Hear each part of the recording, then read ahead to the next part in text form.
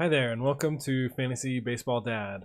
I wanted to throw up this quick video as we're heading into draft season for the upcoming 2019 season.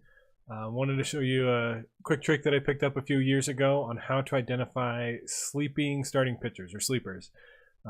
Pitchers later in the draft that you can kind of target that are going to help you out. So if you watch the couple videos I've had in the past, you'll know that I'm a big fan of fangraphs, baseball stats website here that I have pulled up, and I'm going to show you a stat that they track here. If you go up here to the leader tab and you go down to pitching leaders for 2018, we can look at the pitching leaders for pitching stats for last year's pitchers. And this defaults to starting pitchers, which is what we want in this case anyway. But if you scroll down, you can see the list of pitcher stats. I think this filters by WAR, if I'm not mistaken. But what we want to look at this time is the Advanced tab here. So if you go up here and click on the Advanced tab, and then scroll down again to look at this list, you'll notice over here to the right, we have different stats, and over here on the right is what I want to point out. We have ERA still, but then we have FIP. If you're not familiar with what FIP is, basically it's a sabermetric stat that says what a pitcher's ERA should have been over the course of the season. So ERA, earned run average, that can vary for a pitcher based on kind of their defense and kind of how lucky they get on balls that are hit in play.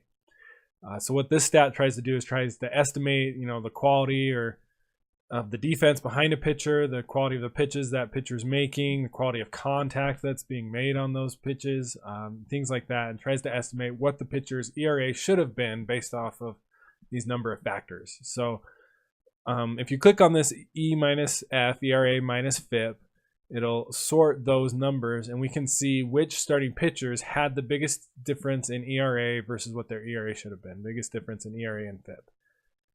So the top of this list, sorry, you can see the top of this list. You'll see John Gray there.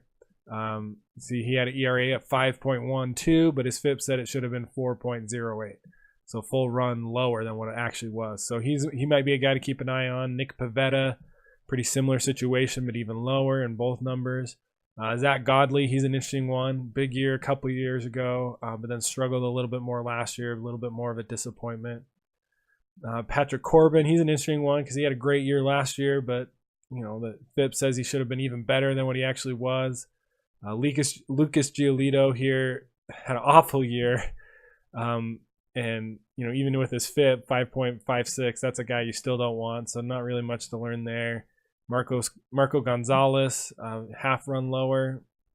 Luis Severino, Carlos Carrasco, Herman Marquez, and some of these names are interesting to me because some of these guys are bigger name players like Carlos Carrasco, Herman Marquez, Patrick Corbin, but I still try and call those guys out and identify those players because even though those guys are going to be going earlier in drafts, I'm going to be more comfortable taking those players knowing that their solid years they had last year are justified and backed up by what their FIP says.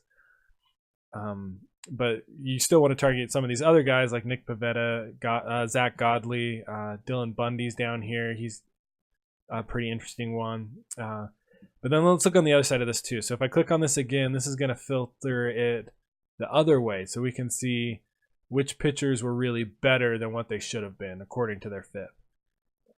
And so these are going to be some of the guys that you're probably going to want to avoid in your drafts. So near the top we got Mike Fiers, John Lester, Blake Snell. I mean, Blake Snell had an awesome year last year, even with his FIP below 3. That's still a great year. So I mean, he's still a guy to target. That one's kind of fluky.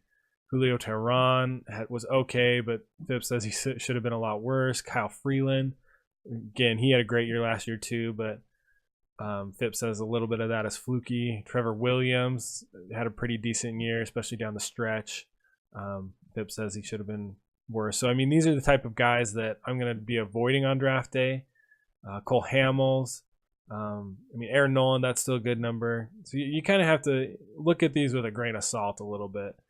But definitely calls out some guys that I'm going to try and avoid, or that I'm going to try and target based on what their ERA or FIP says. Now, if you want to get real fancy, Fangraphs has this ability that you can export this data into a CSV. You can put it up and then open it up in like an Excel sheet or something, put some filters on it. You can also do the same thing with XFIP or Sierra instead of FIP if you want to use those. Those are just other stats that help estimate what a pitcher's ERA should have been.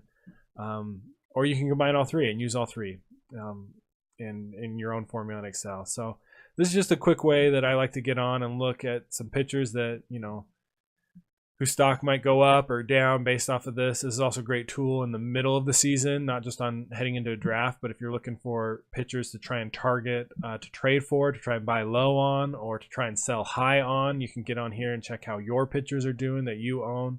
If you should hold on to them and wait till they start to do better, or sell them while they're doing better than they should be, things like that. So hopefully this tool is useful. If you have any questions, feel free to comment below.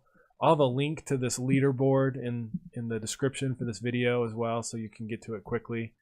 And hopefully you find this useful, and good luck in your drafts.